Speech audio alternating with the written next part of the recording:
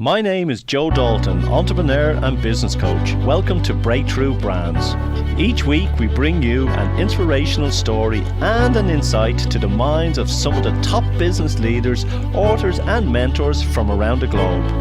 Whatever is needed to make you shine in life and business, you'll find it here.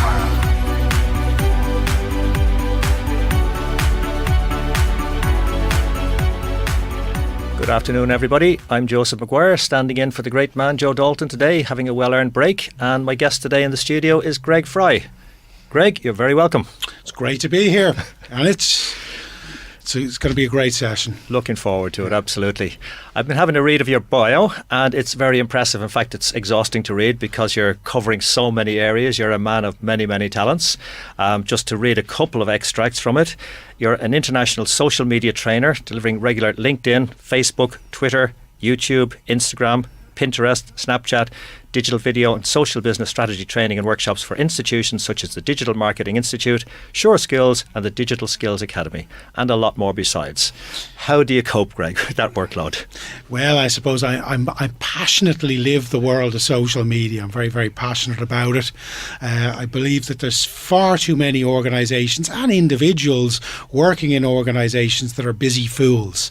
So ultimately, that's my thing, is to help companies build strategies that give business return on investment from their social media efforts. And obviously we don't need to be on Pinterest and Instagram and Snapchat and LinkedIn and write 26 blogs and do a live stream all in one moment. So it's about finding the right fit for the right organisation. Of course, yeah. I will come back to that because there's loads of questions waiting. But if we can just go right back to the beginning, just a little bit of information about who is Greg Fry and how did you get into social media? How did I get into social media? God, that was a trapdoor of sorts a number of years ago. Many, many moons ago, I worked in the recruitment industry, and we got into troubled times in the recruitment world where this big R started to happen, called the recession. Mm-hmm. So like a fool, what did Greg Fry decide he would do? He decided to set up his own business coming into a recession. Now, that's not even the best bit, Joseph. The business I set up was a career coaching business, so to help people with their careers. What I was seeing in the recruitment industry was there was so many people trapped and miserable and unhappy in their jobs. So I thought this would be great to help them. Now, the reality is everyone was petrified to leave a job, and anyone that didn't have a job couldn't find a job. So I was offering a product that probably wasn't that useful at that particular time. So with divorce looming and maybe seeing my kids on the weekend as the business didn't take off the way I'd envisaged it, I had to embrace the world of social media, a bit like a long lost lover, to get out there to tell people who I was, what I did and what value I could offer them. And on the back of that, somehow the career consultancy business started to work, and I started to build business. I started to help people with interview techniques, help people write CVs, and I started to survive. And divorce wasn't looming on the horizon anymore. But out of that came something called personal branding. So probably my niche turned into helping people brand themselves better in or outside a job. So they attracted either the boss that was looking to hire a more senior person in their team, or someone looking to hire someone from out in the workplace. And one massive part of personal branding was social media. So that's where the whole social media thing started. And then I started working with startups, the local enterprises as they were called back then, and now local enterprise offices. And on the back of that, I got a phone call from the very impressive Digital Marketing Institute saying, Greg, will you do a Facebook lecture for us tonight? And with no lecturing experience, like a complete fool, I said yes. And we've never looked back. We've never looked back. So that's kind of how it all happened. Excellent. And it'd be fair to say you're one of the pioneers of social media here in Ireland. Yeah, well, I'll leave that for other people to say, well, but it's lovely. But certainly I've been active and certainly passionate in the space in the Irish industry for a good number of years now. Well, I'm perfectly happy to say it on behalf of others and myself, of course. But you're not only one of the pioneers, you're clearly one of the most informed as regards to the proper use of social media. And there's so many questions arising from it because, as we know, you talked about busy fools in a different context. There are so many people who are permanently active on social media and like to present as if they're busy in a productive way but aren't. Would you have any general guidelines as to how to find the best form of social media, the best platform to use? Yeah, loads of guidelines. So I mean, I think to a certain extent, people get obsessed with the technology. They also got to get obsessed with what the Joneses are doing and copy what the Joneses are doing. Now, the reality is most businesses are doing social media badly, so stop copying bad practices. That's the first thing. Also remember that it's using the right technology, but there's got to be psychology behind that technology. So ask yourself the very simple question: which platforms, if any, are my customers hanging out on, and would they like to engage, hang out and communicate with me there? And the reality is, yes, your customer may be on Facebook, but no, your customer does not want to hear about your particular technical product or service on that particular platform. So it's about marrying, getting the right message out to the right audience on the platform that they want to engage with you on. And if you want to take it as a neophyte in terms of social media. Sure. If you want to dig behind the scenes to find out where your customers are active, are there particular tools you recommend to do that? Well, yeah, the best tool that I have to do that, and this is very unscientific and technical of me, is your mouth. And that's actually, I mean, I'm an old school kind of guy, even living in a social media world. It's talk to your goddamn customers and find out what they are. Don't read an article on the Social Media Examiner that's geared for the US market and make an assumption.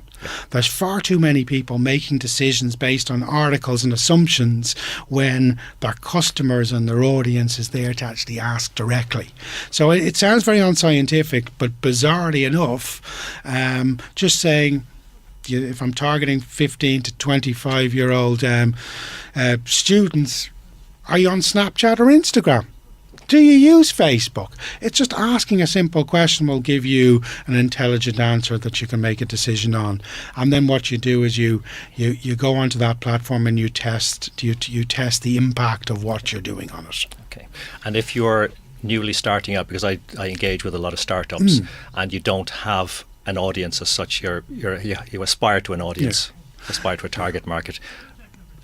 Do you advise the same approach? It's exactly the same approach. And I mean, it's a wonderful opportunity when we don't have a customer, but we would have what you would call a customer or client persona in mind of who would be your ideal customer, who would be the different types of customer that you would target to go out and to talk to those people and find out what they want, not only for your marketing, but even to figure out what kind of product you should be actually, or service you should be actually gearing towards them. And in terms of the different platforms, because there are so many different social media avenues out there now, are there particular methodologies then that you especially recommend to use? Absolutely. You can be on the right platform where your customers are hanging out and they're open to engaging with you, and you can start shouting at them, start selling at them, showcasing zero personality on that platform, and you will have zero success.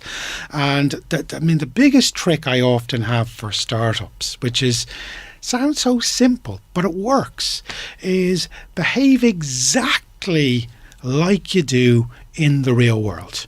So if you say things in a certain way, from a warmth and a tone and a language perspective, that's the tone you need to use online. So be gregarious, be friendly. No one's ever literally typed into YouTube and search for a boring accounting video. We don't do it. We want people that are real. We want people that are friendly. We want people that are warm. And so often small businesses are so nearly intoxicating when you meet them in the real world. They're passionate about what they do, but online they're beige. Yes. They're bland. They've got no personality. So always challenge yourself that if I was speaking to an audience or to a prospective client in a room, how smiley, how happy, what language would I use? That's what I've got to mirror on that social media platform. There's a term I love, and I'm gonna hit you with it, right? which I think is great for this. When you're saying something online and you've selected the right social media platform or platforms to use, think of this word, edutainment. So I'm a big fan of this word. So you've got to educate your customer about your product and service, so they understand what you have to offer them. But because the social media world is a social world and people are essentially hanging out there and there's lots of distractions going on there, you've got to entertain them if they're going to hang around to consume your message. So I'm not suggesting we need to be funny and stand-up comedians and court jesters, but we need to entertain our audience enough so they can be educated and actually feel excited enough to want to come and do business with us. So in many ways that's an old message for new times, because I remember the original motto for the BBC was to inform, educate and entertain. Exactly. So it's the same thing really. Exactly. Now I do a lot of business networking, and I meet quite a number of people who really have adopted a persona that they see as being the business persona and clearly aren't communicating their real selves. And you're obviously advising to make sure you know who you are before you present yourself on social media. Exactly. It's very difficult to be two people. There's only one Greg Fry, and that's enough. God, the thought of having two of me would be a nightmare. So it's much easier to be yourself than it is to be someone else. So as an organisation, bear in mind people do business with people. They don't do business with logos, particularly as a startup. It's you, it's brand you that people are going to invest in. It's brand you that people are going to buy off. So make sure that personality has a chance to shine to its max. And don't worry about being too wooden or worrying about things too much. Just be the professional version of you. And one of the big areas there that the estimate is that 80% of all social media traffic, maybe even all online traffic by the next year will be 80% will be video. Yeah. And obviously that's an area that terrifies a lot of people. Yeah. Any particular advice on that one? Yeah, well, I suppose the reality is video has become a big deal. Now, Cisco are the providers of that statistic, or keep banging their drum about that statistic. Now, just to put that into context is, we're all watching Netflix. So a lot of the content that we're watching on TV, I've subscribed to 11 Sports, which is essentially a live streaming sports channel. So all that data being used is video data, and video takes up more space on the internet than photographs do and text is. So that's where that massive figure of 80% is coming from. So we're not going to replace visuals and blogs with purely video in less than 6 months. So we can exhale a little bit. It's not that scary. But there's no doubt that most people listening in today have probably watched some sort of video on their mobile phone in the last day or week at the very least. Yeah. It could be a little video on their Facebook page or in Instagram. It could be something on YouTube. We've typically watched something. So we've become used to consuming video. Mobile phone companies no longer charge us €76 to send a video by text. Data's come down, so we can all afford to consume video. So video has become a quick, snappy way to communicate. So bearing in mind, video is something that if you consume, your audience will want to consume. So get over yourself. Yeah. Stop being scared of it. Get over yourself and embrace it. Because if you're watching video, your customers will too. When it comes to video, it's just to bear in mind, just to be yourself. If you don't have to put yourself on video to market your business. If I am naturally appalling on camera, I should do radio. Yeah. Or I should literally maybe create a video with some different images and talk about my products and services. I can produce video in many different ways to tell my story. It doesn't have to be a big scary camera shined in my face that forces me to stumble across stuff. So just be yourself. So if you're naturally good talking offline, try and get used to talking with a camera and dare to put that content online. The worst piece of video ever created generated me more business than anything else. I broke the world record for the amount of times a human being ever said the word in a 3-minute video. I had a big tuft of hair sticking out of my head like a golden crested cockatoo, if anyone knows what they look like. I looked like my 4-year-old child had dressed me. I looked so appalling. It was the last time I attempted to wear a tie. And it was appalling. But like some fool, I put my video live online. And why was it successful? Not because of my ums or my bad dress sense. It was because somewhere between the ums and the bad dress sense, I was saying something valuable, useful, relevant and interesting to the audience that it was intended. So bearing in mind, if you're ever going to create video content, or probably any content from a social media perspective, create that content for your audience, not for yourself. Yeah. Because the stuff that I'd like to force upon you, Joseph, isn't necessarily the stuff that you would like to consume. Absolutely. If your audience is resistant, you're lost. Exactly. Yeah. And in terms of just sticking with the video for a moment, is there an ideal length for a video? I know I switch off after a couple of minutes, almost regardless of whether the thing is interesting or not.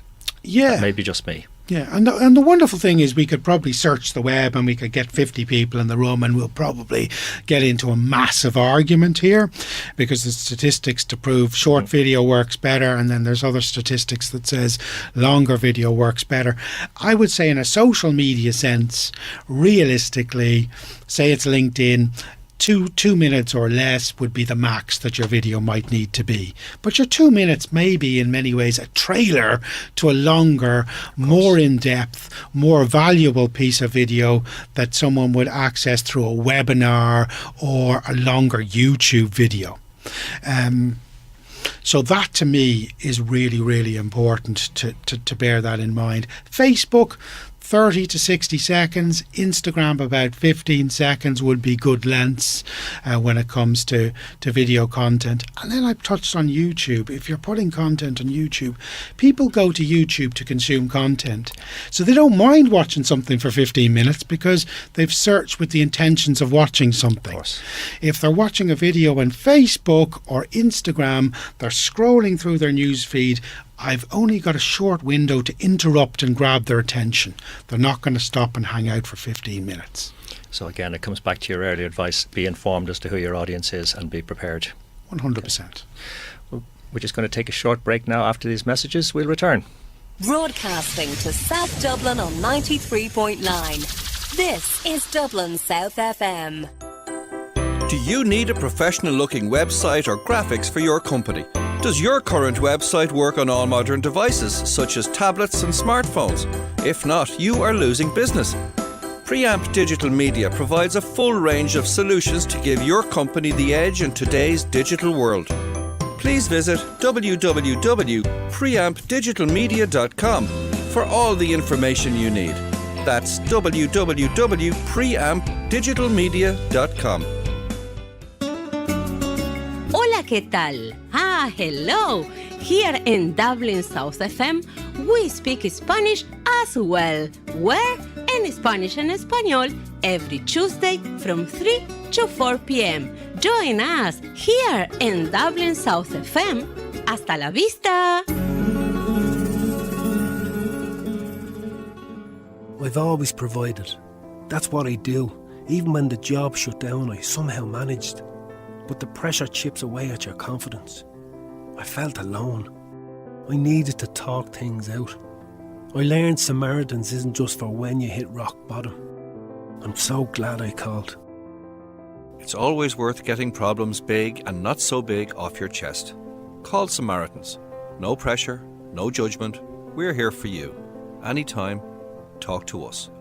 Free call 116 113 or go to samaritans.ie. Hi, I'm Aeon. Hi, I'm Isabella. What's your favourite show? The Power of Dreams. When is it on? Wednesdays from 12 to 1 on Dublin South FM. Okay, that's all Wednesday sorted. Everything's fine on 93.9 Dublin South FM. Okay, we hear a lot about different times and best times to post on the various platforms. Any particular thoughts on that? Because there's a lot of conflicting information there as well. I wonder, isn't it wonderful? Isn't it wonderful how we can read an article 10 times and get 10 different answers on when we should tweet, when we should update on Facebook, and when we should put something out on LinkedIn and so on. The simple reality is, think about your business and think about your customer. When is your customer hanging around? There used to be the time when people used to say, well, people are on Facebook between this time and this time, Monday to Friday. The reality is, with mobile phones and the fact that 90% of all social media activity is consumed on a mobile phone, that people are on it 24/7. That said, if I want to engage with you, say I'm sending a consumer product, you're busy during the day, you're at work, you're distracted. You may see my update, but you don't have time to properly consume it and digest it, or to even act upon it. So what I would be saying is, think about when your customer has time to consume your message. So for a lot of products, I find certainly the weekends, typically around 9:30 to 10 o'clock at night during the week, is when kids in bed, watching television's boring, the phone comes out, they have time to consume my content. So that can work really, really well. Twitter, again, typically for me, for some bizarre reason, it's 11 a.m. on a Tuesday is the time I get the most engagement. There is no logic behind that I know of, but my audience seems to hang out there. So one of the best things to do is to test, is to try stuff at different times of the day. Social media is not Monday to Friday, it's not 9 to 5, so don't forget the evenings. And pay attention to the times of the day where you're getting the most engagement, and you may be surprised. Different audiences react slightly differently. Of course. Certainly in a business sense, if I'm communicating with a business community, I typically keep my posts very much during business hours, and I target people 7:30, 8 a.m. in the morning before they jump into a busy business day, and I target people in the last 15 minutes of a lunch break where they're literally staring at their computer going, God, I don't feel like going back to work, and they have time to read my update. And certainly somewhere around 5:15, again, when we're waiting for the bell to go at 5:30. I don't know whether that happens anymore as an entrepreneur, but when the bell goes at 5:30, we're sitting there from 5:15, literally trying to look busy, hanging out on LinkedIn, waiting for the time to pass. So those could be good times to get people. But we really need to test our own audience and be aware that your community of 100 people may engage on a particular day at a particular time in a different way from my community. You work internationally. Are you noticing any particular different patterns, trends in different countries? Like for one example, on a sort of day-to-day level, I guess, is we have a lot of breakfast meetings here, breakfast networking meetings in Ireland, where other countries that's just totally foreign. Yeah. And in social media terms, are there any significant differences that you're aware of? I suppose it's the different stages in many ways of adoption is different. So we're still finding, particularly in the Irish market, whilst we nearly see the same faces creating a lot of video and running live streams, but there's a lot of faces in Ireland. So we're probably being very, very slow to adopt video. Whilst when you look at the likes of the US at the moment, we're seeing far more businesses starting to engage with their existing customers through WhatsApp and through Messenger, and maybe less emails coming in than traditionally came about. Certainly video has become part of the day-to-day toolkit that they're using from a social and communication perspective, while in Ireland, again, we're still just that little bit resistant to it. And there's platforms like Zoom, which are great for having free short video conferences or video calls with clients. And the beautiful thing about having a video call with a client that's in Cork, for example, is I'm seeing them face to face. It's saving me a bundle on travel, but I'm still building a face-to-face relationship with that prospective client. Far more powerful than the phone call, but we're still reluctant to actually make that step. So I think we're seeing that a lot. Certain countries have embraced the story format more. So what I mean by that is, if you're familiar with Snapchat or Instagram or now even Facebook, this ability to stitch together short video clips and stills that expire after a 24-hour period, becoming hugely popular and hugely important in marketing, certainly FMCG and consumer businesses in certainly the likes of the US at the moment. But in Ireland, again, it's something that we're either petrified or we just don't buy into yet, because it's a lot of work to create something that expires in 24 hours. So we're resistant to that. So we're quite slow to change on certain things. So that's probably the one thing. Then you're seeing other big countries, could be Australia, where the adoption is possibly even slower in general terms than it would be in the Irish market. So it's probably not massive differences. It's probably different adoption levels, I suppose. And in terms then of age demographics, would it be fair to assume that millennials are quicker to adopt social media tools? Well, absolutely. I mean, it's just natural and it's normal to them. But the problem with the millennials is they're fearless. And, at the end of the day, there's a big danger when you jump online. You have Billy the intern suddenly taking over your social media account, and Billy the intern says something completely nuts and mad that gets us into all sorts of hot water. So the millennials maybe don't get the business psychology, and at the end of the day, it takes a while for us to learn business savviness. Yes. So to suddenly have the millennial running that business, giving them the keys to the car of your social media marketing, can be a very dangerous thing, because they don't have the business savviness to go with their technology savviness, I suppose. Yeah. And as you've said, and as is very evident, you're very passionate about what you do. You're very energetic in your presentation. Yet a lot of what we're dealing with, we in general in the world today, is people who spend their lives looking at screens rather than engaging face to face, and you've talked about the importance of that. How do you bridge that disconnect? Well, I think, the wonderful thing is videos help them with that. So in the past, it was very dynamic to actually send a 140 character, as it was back then, tweet with a photograph. That was just groundbreaking stuff. Now we can communicate with our audience through live video. We can even share a screen live and invite our customers to participate with our live video. People can hear our voice, can sense our passion, can see our product through video. So we don't have to write a long-winded blog post talking about what it looks like with a still photograph of the packaging. So we just, in many ways, it's about letting ourselves go and literally pouring out that offline passion that we have that's confined to the walls of our business and showcasing it for the world to see online. And that's a scary thing to do. But at the end of the day, people do business with people that they feel, that they know, that they've made a connection with, that they like, that smiles, that sounds passionate and knowledgeable and intelligent. And if you can get that stuff across, the chances are you're going to get it across better on video or live video, or even through podcasting, more than you are a long-winded article with a photograph. So no like and trust Yeah. still plays a major role. Big time.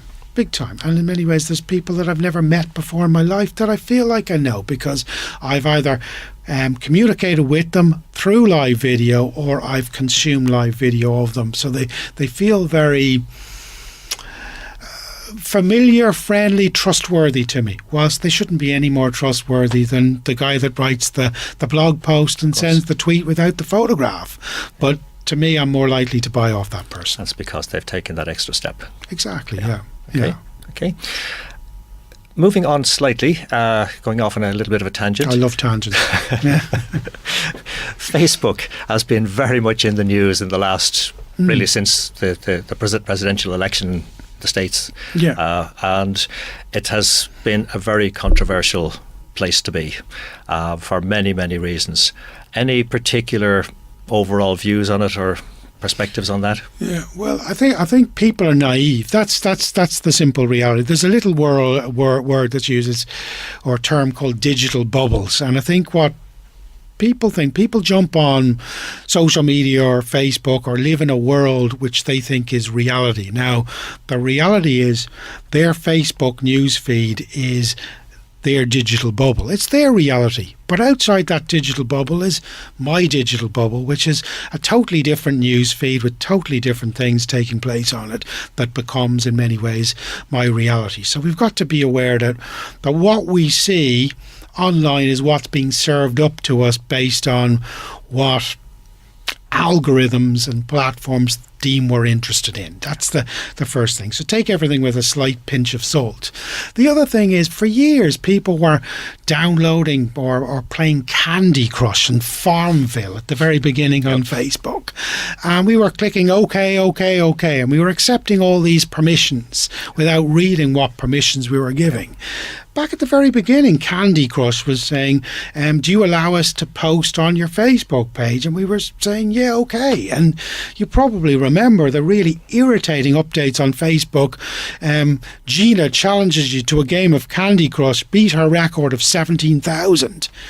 Gina didn't write that. That was that data we were giving and permissions we were giving to the third-party app to do that. So really what happened with the likes of the presidential elections and Facebook is people started to be sneaky with the data that people were offering up without reading the terms and conditions. And suddenly it came out that things are being manipulated, and suddenly everyone throws their arms up in despair. But for years, every app that we've been downloading, that we've been accepting permissions for, beyond Facebook as well, we've been giving up data. So we've just got to be a little bit more streetwise with what data we share online and who we give permission to use that data. So I know there was a little bit more of a scandal there, but I think at the end of the day, the users are slightly to blame as well when it comes to this. And we've got to be aware that what's in my news feed isn't necessarily in Joseph's news feed. Indeed. So I think that's a big factor. Now, you'll notice even with GDPR compliance in Ireland, and you'll probably see the US with the likes of Cambridge Analytica and Facebook going down a similar route in the near future.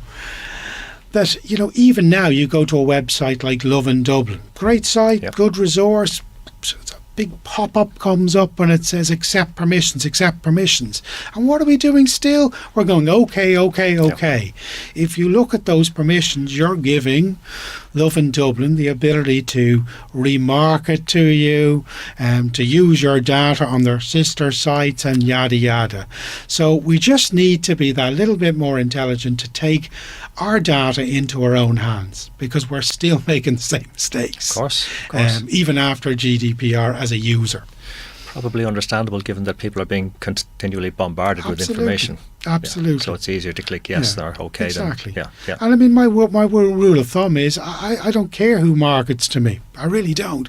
And I don't care what I put out there, as long as what I put out there is a true representative of myself, my beliefs, if I'm putting out beliefs, and I don't share any personal data online at all of, even stuff where my my kids may go to school, or certain ages that they might be. So if I haven't put it out there, it can't be accessed. So just think about what you're putting online. Oh yeah, absolutely. One certainly hears some scary stories as to what can be accessed from even a simple photograph. Absolutely, yeah. When you read about somebody like Mark Zuckerberg covering the camera on his laptop, does that sort of thing concern you? It's kind of freaky. Now, the reality is, I welcome anyone to actually look through the camera in my laptop, because there's nothing too exciting going on.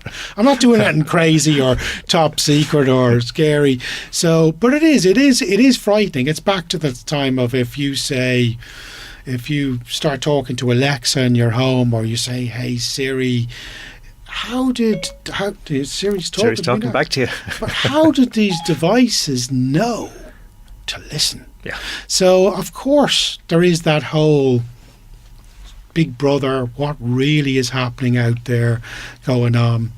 But rather than being completely paranoid and, I suppose, paralysing yourself from leveraging the digital marketing world as a powerful business tool, just embrace it. Because at the end of the day, if Siri's listening to me, listen away. I'm not saying anything particularly interesting or groundbreaking or that's going to help Apple make lots and lots of money.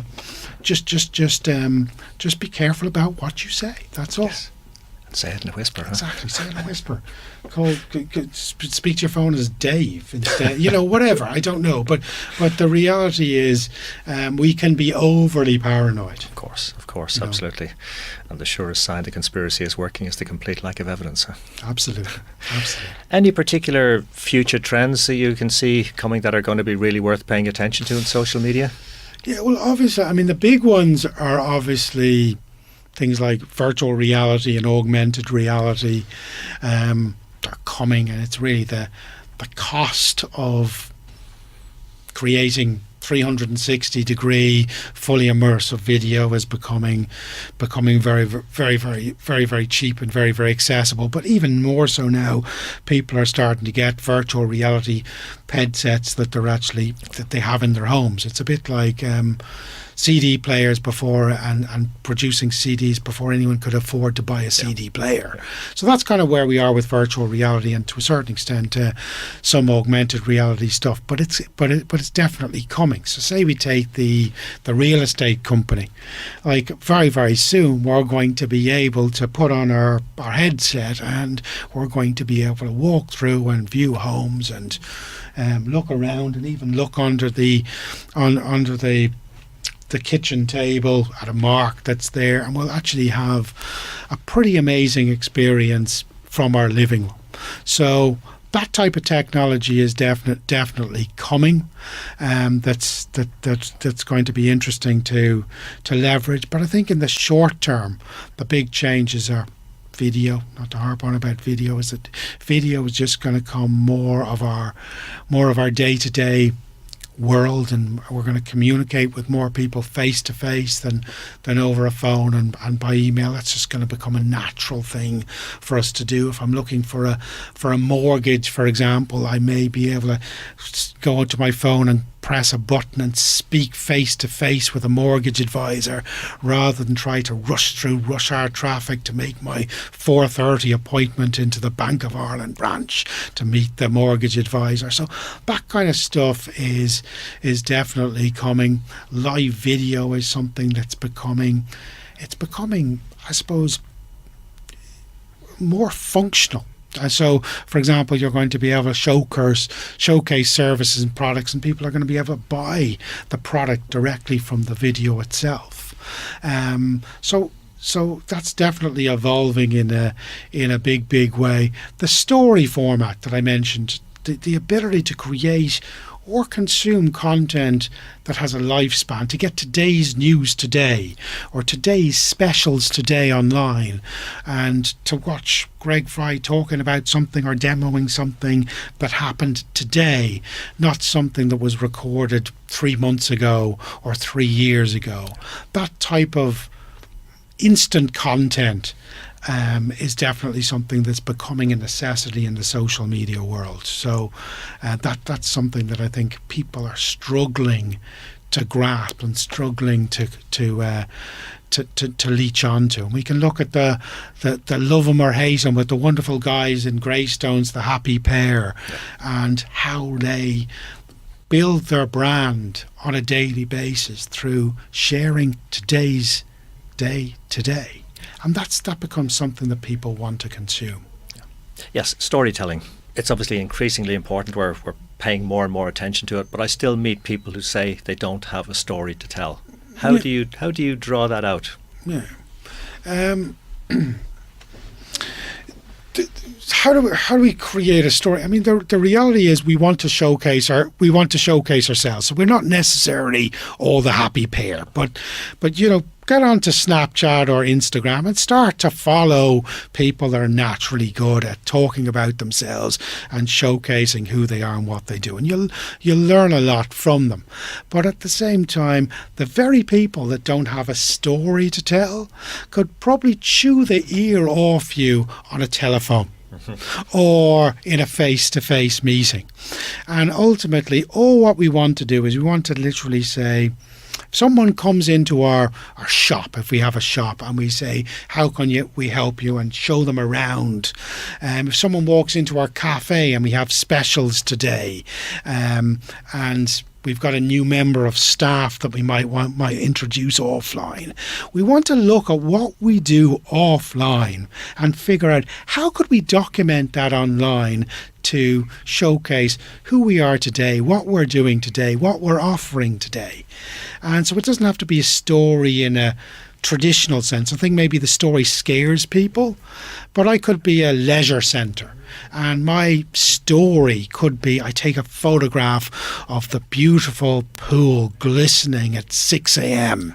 that looks amazing, with no one in it, and saying 30 minutes till we open the door, who's the first in the pool. We may have a coffee shop in the leisure centre, and we may literally showcase a picture of today's blueberry muffin, fat-free blueberry muffin, and saying today's special. We may have a suggestion or a question from a customer that we may answer online because other people may think the same question or need the same answer. And very quickly we find during our day we do 5, 6, 7 things that we could quickly document and make into a compelling story that would turn someone into connecting with us stronger and maybe wanting to come and do business with us. I know that there is that situation with the leisure centre and the pool, and there's many a 6 a.m. where I felt I didn't want to get out of bed that I've actually got out of bed because I've seen that picture. That reminds me of a picture I took of a swimming pool many years ago, and I wanted to highlight how ugly it was because there were several dead starlings floating in it, and when I got the photo back it looked perfect, like the place you really want to go. Yeah. So pictures can fool you as well. Oh, they can, absolutely. We are coming towards the end of the programme, so I have a couple of questions we normally ask people. First of all, how can we reach Greg Fry? I could reach Google's a great friend of Greg Fry, so you can just put Greg Fry into Google. That should work. But the organizer, one of the companies that I own, is a company called Content Plan. So it's contentplan.co, and there you'll get all my contact details. My social media handle, as they would refer to it, is Greg Fry Social. So you'll find me on Twitter at twitter.com/Greg Fry Social, or just tweet at Greg Fry Social. LinkedIn, again, type Greg Fry into LinkedIn, I'll pop up like a Christmas tree, not to mention Christmas. But it's coming, whether we like it or not. Indeed. But it will pop up. So you'll find me easily on LinkedIn, and bizarrely enough, I think Google Greg Fry telephone number will probably give you my mobile telephone number. So I'm not hiding online, so I'm very easy to find. Excellent. I'm sure you'll get lots of people contacting you as a consequence of this. What is the best business advice you've ever received? The best business advice, well, there's a lot of it, to be honest with you. But the best business advice is be the best version of yourself and stop worrying about what everyone else is doing. Now, it's very important in business that we look at our competitors, if we call them competitors, but we look at the industry and we look at strengths and weaknesses and we look at opportunities that we may have. But sometimes we're so obsessed with copying the guy next to us that's doing an appalling job marketing their business, and don't focus on our strengths and ourselves, that we fail. And very often on the outside looking in, an organisation that we may think is doing brilliantly is failing miserably.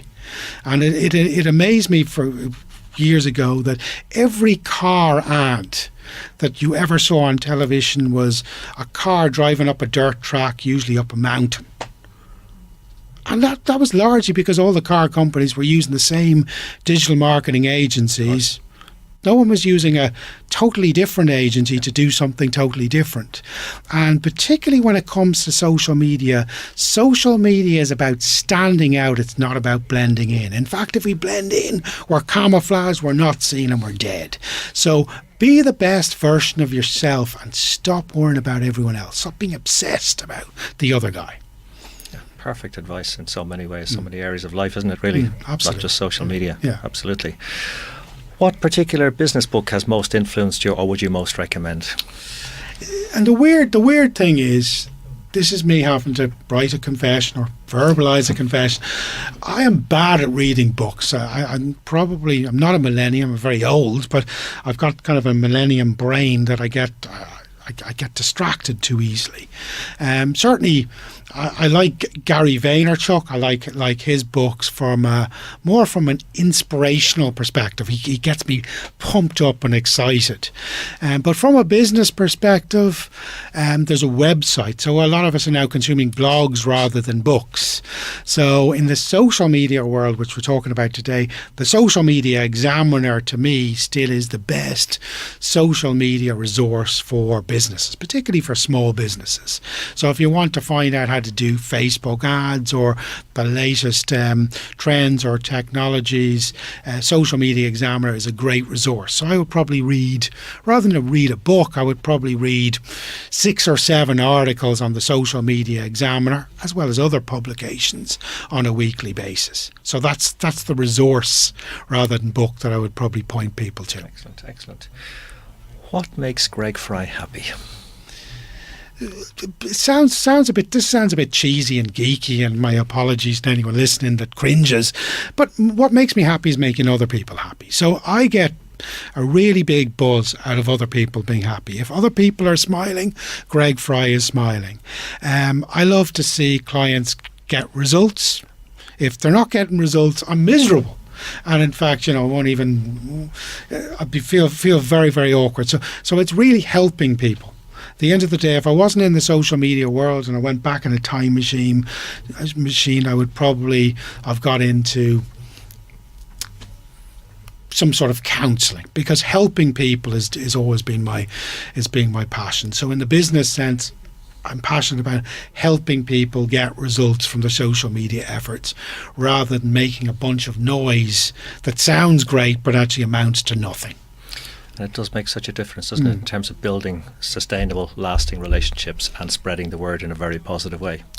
It's completely, absolutely completely. I should have said money. I knew I should have said money, but actually it's not. It's helping people and making them happy. It does lead in that direction. Yeah. It's kind of inevitable. Yeah. It's counterintuitive, but it's inevitable. Here's hoping. My Ferrari's still on order now, As long as you've still got the Lamborghini, you'll be fine. That's true, yeah.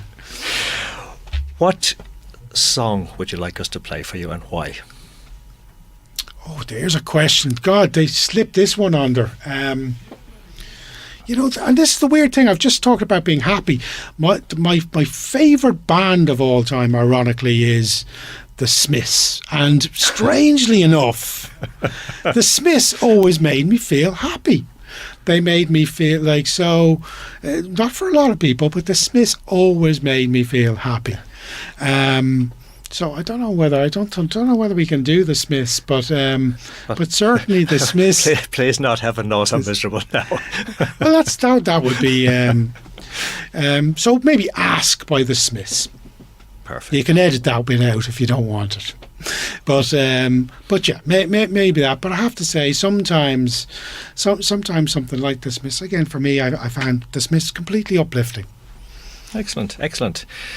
Greg, I'm absolutely thrilled to have met you this afternoon. I'm really looking forward to listening back to this because I know you've shared so many nuggets, and I know there's so much I can pick up, never mind all our listeners, and I hope people are delighted to hear what you've got to say, because you've been really generous with your advice and your tips this afternoon. So, Greg Fry, thank you very much. It's my absolute pleasure. Loved being here, and sure, if we could have spoken for a week, I would have been happy to go on for a week. Shyness is nice, and shyness can stop you from doing all the things in life you'd like to. Shyness is nice, and shyness can stop you from doing all the things in life you'd like to. So if there's something you'd like to try, if there's something you'd like to try, ask me, I won't say no, how could I?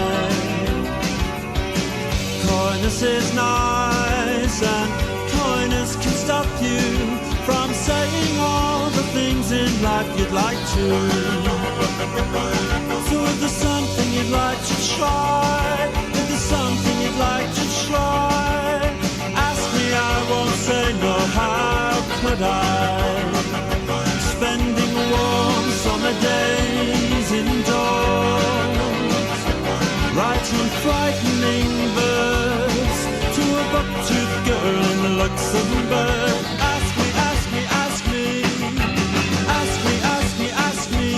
Because if it's not love, then it's the bomb that will bring us together.